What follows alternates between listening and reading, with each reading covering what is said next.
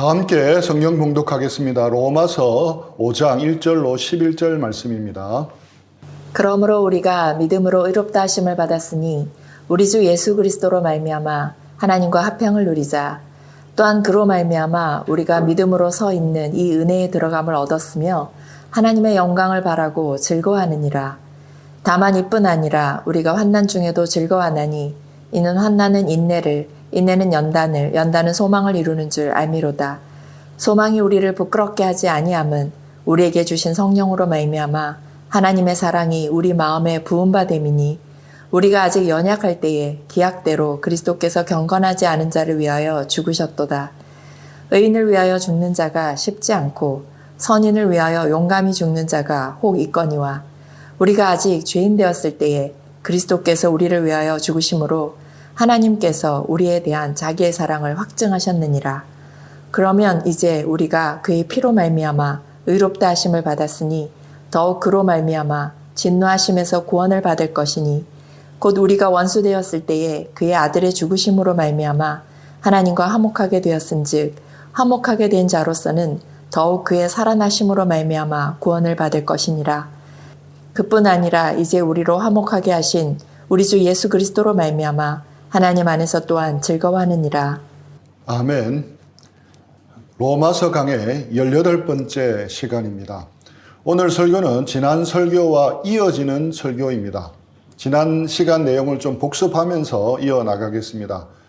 지난 시간 already but not yet, 이미 그러나 아직에 대한 것을 설명했습니다. 우리는 예수님을 믿어서 이미 구원을 받았으나 아직 그 구원이 완성되지 않은 상태라는 것입니다. 10절 말씀입니다. 곧 우리가 원수 되었을 때에 그의 아들의 죽으심으로 말미암아 하나님과 화목하게 되었은즉 화목하게 된 자로서는 더욱 그의 살아나심으로 말미암아 구원을 받을 것이니라. 이 구절에서 예수님을 통해 의롭다 칭함받고 하나님과 화목하게 된 것은 화목하게 되었은즉 이렇게 과거형으로 되어 있습니다. 그런데 특이한 것은 이어나오는 부분에서 구원을 받을 것이니라 라고 미래형이 나오고 있는 것입니다. 이것이 바로 의롭다 칭함을 받았지만 아직 우리의 구원이 최종 완성된 것은 아니라는 뜻입니다. 다시 복습하자면 지금 우리는 이미 출애굽했지만 아직 가나안은 아니라는 것입니다. 그럼 지금 우리는 어디에 있습니까? 아직도 광야에 있는 것입니다. 우리는 출애굽을 구원이라 부를 수 있지만 그렇다고 이 출애굽이 곧 가나안으로 들어가는 것과 동일하지는 않다는 것입니다. 현재 우리는 의롭다 칭함을 받았습니다. 그리고 다가올 미래에 우리는 완전한 구원에 이른다는 것입니다. 그래서 지난 시간 나눈 대로 로마서 4장까지 칭의에 대한 내용은 일단락되고 뒤로 물러가 배경이 됩니다. 그리고 5장부터 8장까지는 현재 받은 이 칭의의 구원이 미래에 받게 될 구원에 이르는 과정을 풀어내고 있습니다. 현재 받은 칭의의 구원과 장차 미래에 받게 될 구원 사이에 큰 갭이 있습니다. 현재 받은 칭의와 미래에 받게 될 구원 사이에는 좁고 협착한 다리가 있는데 그 다리 한가운데 버티고 서서 우리를 기다리고 있는 녀석이 바로 환난입니다. 우리는 마지막 때 구원을 받기 위해서는 아직도 기다리며 견뎌야 할 과정이 있고 그 과정 속에서 경험하는 것이 바로 환난이라는 것입니다. 3절, 4절입니다. 다만 이뿐 아니라 우리가 환난 중에도 즐거워하나니 이는 환난은 인내를, 인내는 연단을, 연단은 소망을 이루는 줄 알미로다. 그러나 그 환난 때문에 위축되고 자신감이 없어지는 것이 아닙니다. 오히려 소망이 생기고 자신감과 확신이 생기는 것입니다. 유학의 길이 열려서 유학을 가게 되면 좋아하고 자랑합니다. 장교시험에 합격하면 좋아하고 자랑합니다. 국가대표에 뽑히면 기뻐하고 자랑합니다. 그런데 가만히 보면 유학을 가도 고생이고 장교훈련은 더 고생입니다. 일반 사병훈련보다 훨씬 더 힘듭니다. 국가대표 훈련도 역시 만만치 않은 고생길입니다. 이처럼 이 모두가 한결같이 힘들고 고생스러운 길인데 왜 기뻐하고 자랑합니까? 그것으로 인하여 얻게 될 결과를 바라보기 때문입니다. 신앙적으로도 마찬가지입니다. 신앙의 삶을 살아가다가 환난을 당하는 것은 힘들지만 그래도 자랑하고 기뻐할 수 있는 이유는 그것으로 얻게 될 결과 때문입니다. 환난이 인내는 아름다운 성품을 빚어가는 줄 알기 때문입니다. 고린도후서 4장 17절입니다. 우리가 잠시 받는 환난에 경한 것이 지극히 크고 영원한 영광에 중한 것을 우리에게 이루게 함이니. 사도 바울이 환난에 경한 것이라고 했습니다.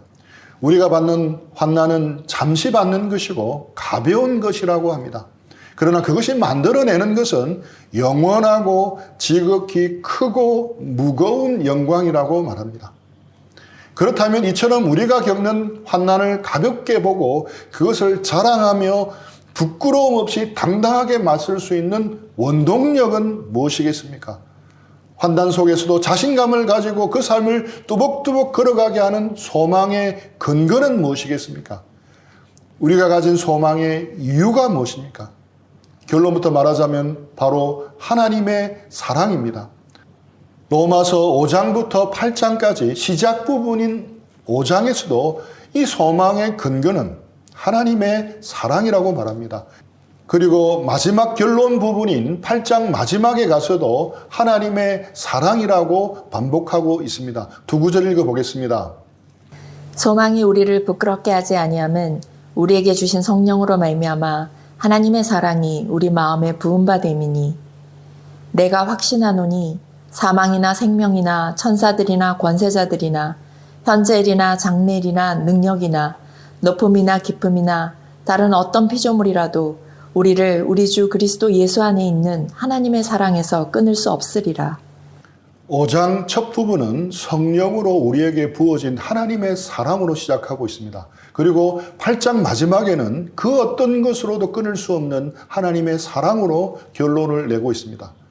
하나님의 사랑, 이것이 우리가 가진 소망의 이유입니다. 이것이 우리가 가진 소망의 근거입니다. 환난 속에서도 끝까지 자신감을 가지며 갈 수 있게 하는 소망의 이유입니다. 소망이 부끄럽게 하지 아니함은, 이 말을 풀어서면 소망이 절대로 우리를 실망시키지 않는다라는 뜻입니다. 소망이 절대 우리를 실망시키지 않는 이유는 바로 하나님의 사랑 때문입니다. 세상 사람들은 이것을 근자감이라고 여길 수 있습니다. 하지만 결코 근거 없는 자신감이 아닙니다. 하나님의 사랑을 맛보고 경험한 사람들에게는 하나님의 사랑은 결코 근자감이 아닙니다. 근거 있는, 근거가 너무나도 분명한 자신감입니다. 우리를 사랑하시는 하나님의 그 사랑이 너무나도 확실하기 때문입니다. 그래서 우리는 환난이 있고 고난이 있더라도 장차 하나님의 영광스러운 구원으로 이끄시리라는 분명한 자신감을 가지고 소망하고 믿을 수 있는 것입니다. 여러분들에게는 이 하나님의 사랑으로 인한 자신감이 있습니까? 교회를 다니고 신앙생활을 한다 해도 하나님이 나를 사랑한다는 것을 머리로만 알기만 할 뿐 실제로 믿지 않는 사람들이 많습니다. 우리가 사람들의 마음속을 다 들여다보고 알 수는 없지만 짐작할 수 있는 방법은 있습니다. 평소에 그가 무엇을 자랑하는지를 보면 됩니다.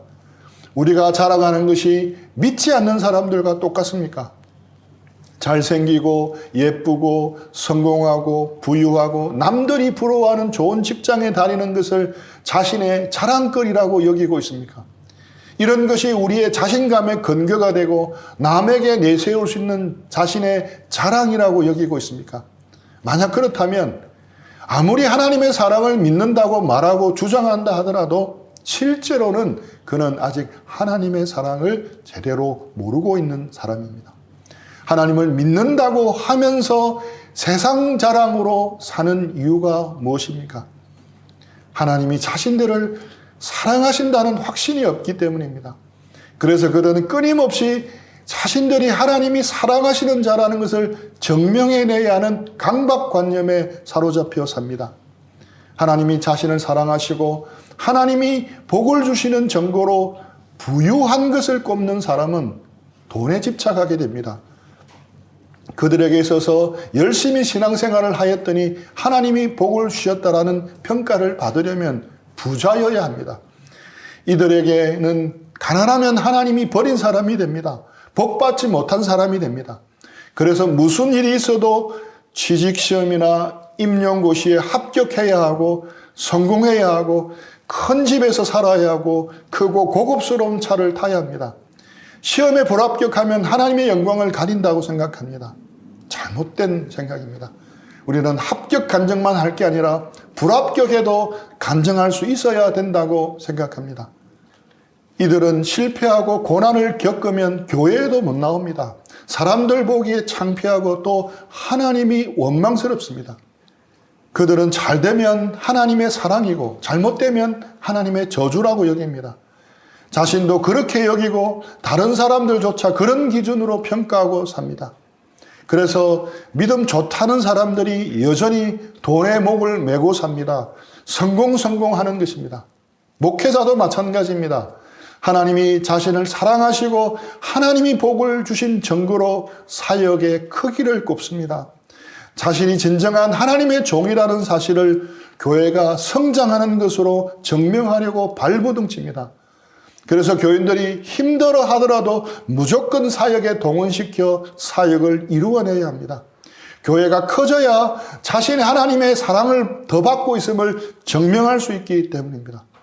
교인들도 마찬가지입니다. 목회자나 교인이나 교회의 크기나 교세에 연연하는 것은 하나님의 사랑에 확신이 없기 때문입니다. 우리는 지금 어떻습니까? 어떻게 해서든 복을 받아 하나님의 사랑을 증명하려고 애쓰고 있지는 않습니까? 하나님의 사랑이 정말 믿어지면 삭개오같이 됩니다. 모든 재산을 다 나누어 줘도 조금도 아깝지 않습니다. 이미 확증을 받았기 때문에 돌에 대한 욕심이 없어진 것입니다. 이처럼 하나님의 사랑받는 자임을 증명하려고 애쓰는 것과 하나님의 사랑을 받고 있음을 믿는 것은 엄청난 차이입니다. 그러면 어떻게 하면 우리가 가난해도 실패해도 환난당해도 하나님이 사랑하신다고 확신할 수 있습니까? 이미 너무나 확실한 증거가 주어졌습니다. 바로 십자가입니다. 하나님의 사랑의 진원지는 십자가입니다. 요한복음 3장 16절입니다. 하나님이 세상을 이처럼 사랑하사 독생자를 주셨으니 이는 그를 믿는 자마다 멸망하지 않고 영생을 얻게 하려 하심이라. 하나님이 세상을 이처럼 사랑하셨기에 하신 일이 바로 예수님을 십자가에 죽도록 내주신 것입니다. 예수님의 십자가 죽음은 우리를 향한 하나님의 사랑을 가장 극명하게 드러내주고 있습니다. 일반적인 상식으로는 남을 위해 죽는다는 사실 자체가 놀라운 일입니다. 의로운 사람이나 착한 사람을 위해 목숨 바칠 만한 가치나 명분이 있을 경우에는 실행에 옮기기는 힘들겠지만 그래도 생각은 해볼 수 있습니다. 하지만 나쁜 사람, 부정한 사람, 무가치하게 여겨지는 사람을 살리고자 자기 목숨을 내어놓는 경우는 없습니다. 누가 연쇄살인범이나 가정파괴범을 살리고자 소중한 자기 목숨을 내어놓겠습니까?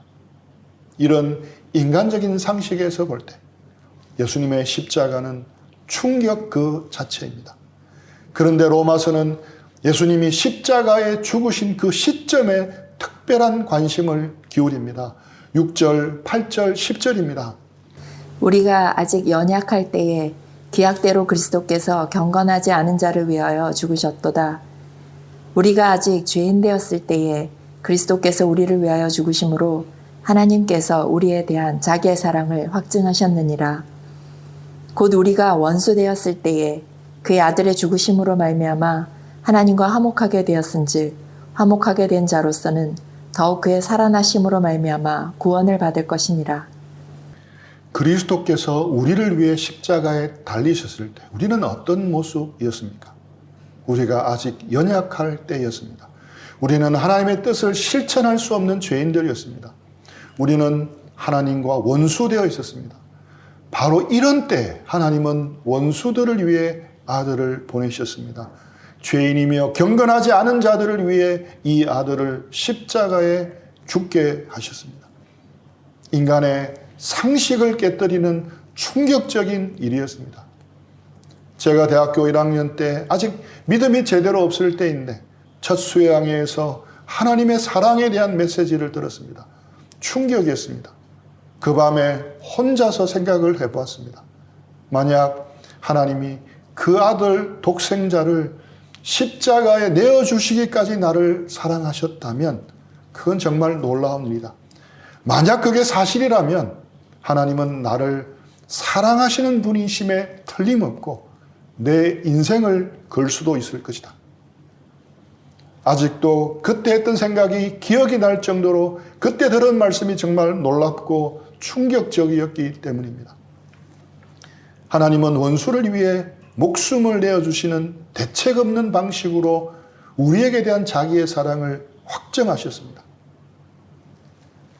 한 사모님이 교통사고로 딸을 하늘나라로 보냈습니다.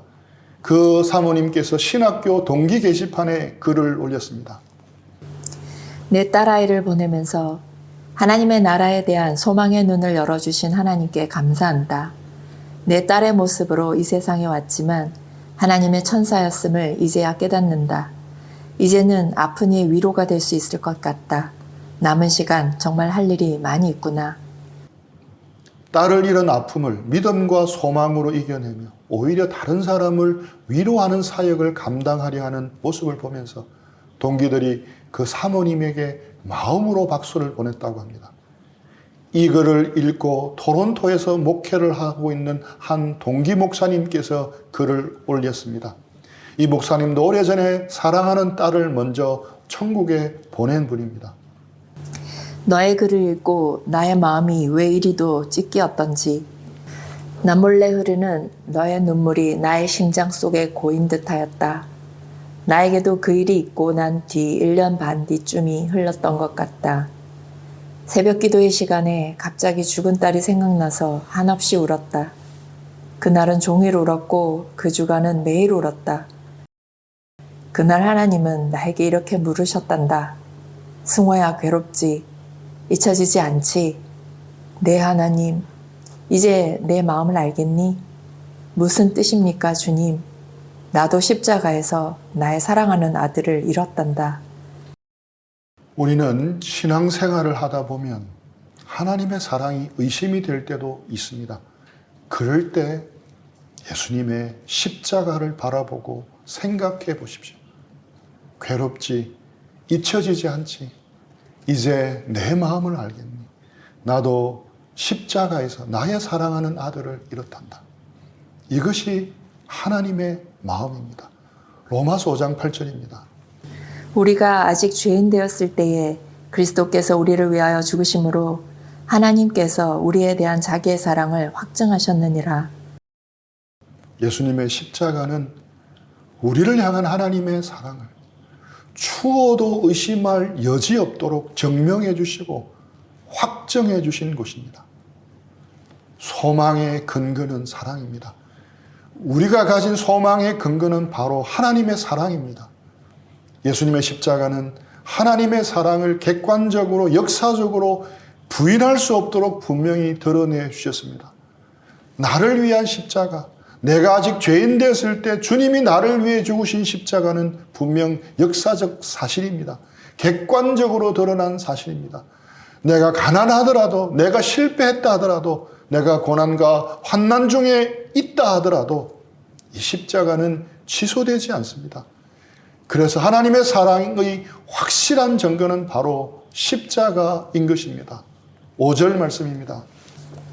소망이 우리를 부끄럽게 하지 아니함은 우리에게 주신 성령으로 말미암아 하나님의 사랑이 우리 마음에 부은 바 됨이니. 이 구절에서 로마서에서 처음 등장하는 단어가 나옵니다. 바로 성령입니다. 성령이라는 단어가 처음 등장하는데 이 성령님께서 하시는 일이 무엇입니까? 바로 하나님의 사랑을 우리 마음에 부어주시는 것입니다. 하나님의 사랑을 깨닫게 해주시는 분이 바로 성령님이십니다. 십자가에서 보여주시고 확정시켜 주신 하나님의 사랑은 객관적, 역사적인 것입니다. 반면에 성령께서 우리 마음에 부어주시는 하나님의 사랑은 주관적, 체험적인 것입니다. 나는 안 느껴지고 안 믿긴다고 생각하는 분들도 우리 중에 있을 겁니다. 도저히 믿기지 않는 놀라운 사랑이기에 더욱 그렇습니다. 권면드립니다. 믿기를 선택하십시오. 신뢰하기를 선택하십시오. 그리고 잠잠히 성령님의 도우심을 구하십시오. 반드시 도와주실 것입니다.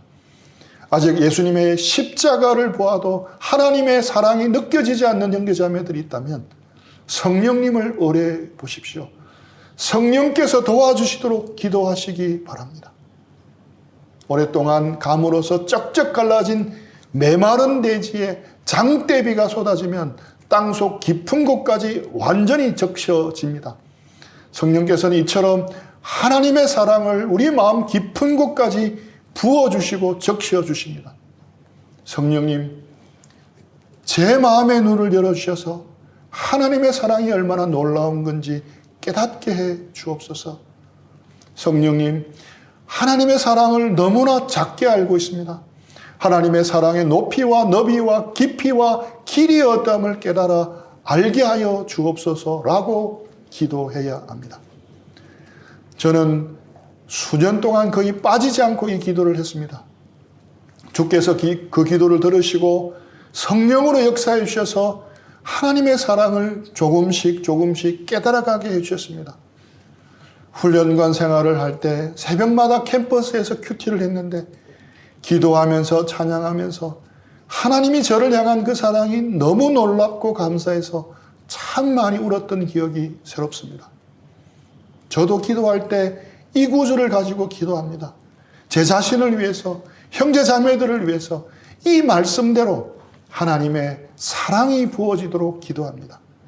하나님의 사랑이 성령으로 말미암아 찔끔 내려지는 것이 아니라 폭포수같이 부어지기를 기도합니다. 우리도 이 기도 제목을 붙잡고 꼭 기도해야 할 줄 압니다. 성령님을 통해 부어진 하나님의 사랑을 우리 마음에 넘치게 경험하게 될 때 우리는 확신을 가질 수가 있습니다.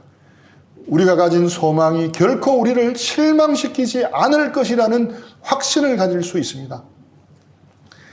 예수님의 십자가에서 증명되고 확정되고 성령을 통하여 우리 마음에 부음받은 하나님의 사랑이야말로 우리의 소망의 확실한 근거라는 것입니다. 11절입니다. 그뿐 아니라 이제 우리로 화목하게 하신 우리 주 예수 그리스도로 말미암아 하나님 안에서 또한 즐거워하느니라. 이제 우리의 소망의 근거가 되는 하나님의 사랑을 누리면서 즐기면서 신뢰하며 살아갑시다. 우리가 잘 되는 것으로 우리가 하나님의 사랑받는 자임을 증명하고자 어리석은 짓은 더 이상 하지 맙시다. 이것은 영화 달마야 놀자에서 나오는 장면처럼 마치 깨어진 항아리에 물을 채우려고 하는 헛된 수고와 같습니다. 깨진 항아리에 아무리 물을 부어도 소용이 없습니다. 절대 물이 채워지지 않습니다. 깨어진 항아리는 연못에 던져 넣어질 때만 비로소 항아리에 가득히 물이 채워집니다. 마찬가지로 우리도 하나님이 이미 십자가에 보여주신 사랑 안에 우리 자신을 던져서 담그며 살아야 합니다. 그것이 하나님의 사랑 안에서 즐거워하는 삶입니다. 또 마지막 날 완성될 구원에 참여하는 데까지 끝까지 믿음의 좁은 길을 가게 하는 힘이 되는 것입니다. 하나님의 사랑이 성령으로 말미암아 우리 모두에게 넘치게 부어지는 역사가 있기를 간절히 기도하며 축복합니다. 그 사랑을 더욱 믿고 신뢰하고 그것에 자신을 맡기는 역사가 있기를 축복합니다. 우리 들은 말씀 생각하면서 잠시 기도하고 적용하는 시간 가지겠습니다.